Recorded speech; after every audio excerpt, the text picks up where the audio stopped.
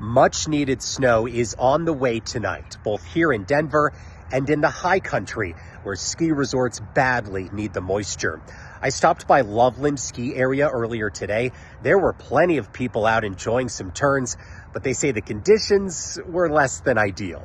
Majority of the snow they have is man-made, so it's melting quicker, and with our like hot, cold days we've had, it just, what they make melts the next day, and then it just turns into ice, and the whole runs are just covered in straight ice. Only 14% of the available terrain is currently open at Loveland. They're hoping they can change that in the next couple of weeks, especially if they get a few more storms like the one we're expecting tonight. You know, it's still early, so we're going to be in January here in the next couple days, and it could be a monumental snowfall month.